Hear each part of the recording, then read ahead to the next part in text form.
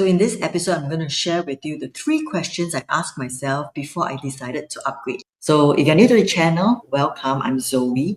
I've been a real estate consultant for the past 4 years. My mission is to guide solos like myself to create, to build, and preserve wealth through real estate investing. So a lot of you could be in the same scenario as me where you currently hold a property and you've been toying with the idea, but of course, the same few fears always will creep up. Things like, can I afford a bigger asset with my own single income? So first question I asked myself before I made this decision was, what is the season of my life right now?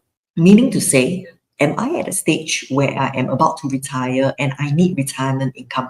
That means I know I'm not going to work and I think the rental income from this home is fantastic. It will cover for the mortgage and whatever pocket money I have left, I'm okay.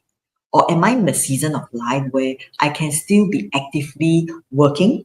I still have the strength that I want to work as hard as I can. Which season are you at right now? So that was a question I asked myself. And I know that I definitely am in the season where I want to grow my business. I still have the capacity to work harder. I have the strength to do so.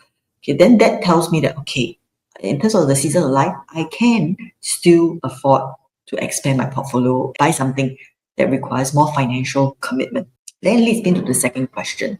Am I owning an asset right now that is potentially going to give me better capital gains, that is going to be easy to sell in future? Whatever I'm holding on as I look around, are there other options out there that I should pivot out of so that it can give me better capital gain, give me better growth? I want to retire. Can I then, after I liquidate it, do I have more cash on hand? So when I look at my one bedder, essentially I ask myself this: what is the potential growth of a one bedder? Growth always comes back to supply and demand. For a one bedder, usually who will buy my one bedder? It will be solo person like myself, or a couple, or investors. Okay, they are looking to rent out. So typically, if you look at this group of buyers, you know that number one, they'll be sticky with their pricing, especially for investors. They're looking for rental yield most of the time. So for rental yield, there is usually a certain quantum they're willing to pay, and as long as the yield is fantastic. There is this group of buyers I will not be able to accommodate. Those that are families, 2, 3 kids. I won't be able to reach that family profile. They will definitely be more willing to stretch their budget, because sometimes you just need to be near school. Sometimes you just need the extra helper room. So naturally, the growth will be a bit more muted as compared to owning something bigger. I know that I need to pivot into something bigger so that I can get better capital gain, easier to exit because my pool of audience will be larger. And of course, the third question is, to me, the most difficult: whether or not I am willing to let go of a comfortable mortgage right now, where the tenant is able to fully cover my mortgage and I save pocket money for my own expenses, or do I want to put myself in a position where I have to tighten my expenses, I have to work harder to make sure I can pay for my installment, my lifestyle may have to, take a step back. Maybe I cannot travel so often for a future benefit. Then I ask myself, so I always will then look at the risk first. What if I can't service the mortgage in the next 4 years? Because why 4 years? Because seller stamp duty. So if really 4 years, I really cannot handle the mortgage, then I'll just sell the property. This property is of a higher value. I may be able to cash out a bit more. Okay, so first and foremost, of course, I make sure I'm not over leveraged. I am buying what is within my means, optimizing the resources that I have, number one. Number two, then I ask myself, for the next 4 years, I would have to make sure that I am productive, and that will help me keep me in a very good frame of mind when I'm working. So of course, there's also a question you need to ask yourself, whether you're willing to handle that level of stress. So of course, after the first year, the cash flow has got to be there, because usually after the first year, you can do a refinance, maximize your loan tenure, and that will drop your monthly installment a little bit. Number three, are you able to rent out the whole place or bedrooms to service that installment? So for me, I'm currently staying with my parents, so maybe likewise for yourself, maybe you have that option as well. Then no problem. You can actually rent out the whole place, keep the vacancy low by, just making sure that you're just constantly renting it out, so that it can help to cover part of the mortgage. But if, let's say, for example, you just wants to stay in your own space, you can still do so, and maybe perhaps consider renting out some of the rooms. This is just one of the considerations that you can do. help to offset some of the monthly installment. Then, of course, for me, I see purchasing of this asset like putting into fixed savings. Likewise, sometimes we are putting our savings into endowment funds that mature after 4 years, 8 years, etc. I see the home that's forcing myself to save, which I enjoy because I know that if I don't, then I will be overspending, or rather, I will not be putting those resources to good use. First, I am not over leveraged. I buy something within my means. Number two, I know that, okay, the first year, I will need to make sure my cash flow is there. But after the first year, once I refinance, the monthly installment will reduce a bit. Number three, I know I can rent out the unit, help bear some of the installment.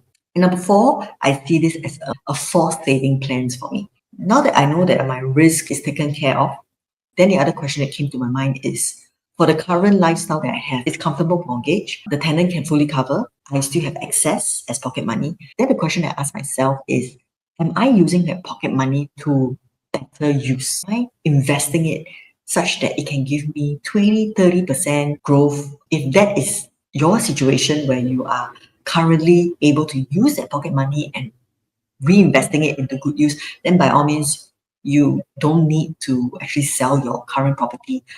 It's currently giving you the gains that you need. Your comfortable mortgage lifestyle is there, and then you just grow that money, which is fantastic. For me, I know myself. I am not the kind who sits in front of the stock market to monitor. That's not me. I just like to put it in the dollar cost averaging of S&P. But of course, I'm not putting a lot into the S&P. So therefore, the returns is not going to be as much as what I put into property. That's one. Number two, I also know that if I am not putting into S&P, I'm just putting into my bank account for me to use for my various business expenses. It is just going to be an outflow. I'll end up spending. I'll end up thinking that I will never run out of resources if, wow, I'm always having pocket money. I'm just not making my money grow harder. Knowing myself, knowing my investment style, I would prefer putting it into an asset that I know will appreciate over time. These were the three questions I went through to help me make a decision to sell my one bedder and to take the leap of faith to go into something bigger. So at the moment, I'm still currently marketing my one bedder, and I'll definitely bring you along the journey when I go to the next step. But I hope today's video has helped you. At the very beginning, I can assure you I struggled a lot. There were a lot of fears and a lot of questions, whether or not I can pay for the mortgage, what happens if I can't. But for me, I know that whatever I'm doing right now is not most optimized. And so I'm going to something else while I am in that age where I can have the strength to work hard to increase my income, to move into a bigger, better asset that can give me better growth, capital appreciation. I'm not as into the other investment styles that can give me better growth. So I'll just put it into the asset that will give me better returns. So of course, when it comes to lifestyle, I don't have to overspend. I can live within my means to be contented with what I have. Because I know that if I were to continue what I'm doing, yes, I'm comfortable, but I may not be using it to good use, and I know I'll end up spending a lot. The key question is, what has given me this confidence in the property market? Is the Singapore market bubbly? Especially we see a lot of new launches nowadays, sold out during launch with PSF about 3,000 odd. It's also, we are not even batting an eye nowadays when we hear of such PSF. So do stay tuned to my next video where I talk about whether or not the real estate market in Singapore is still safe to invest in. So I see you then.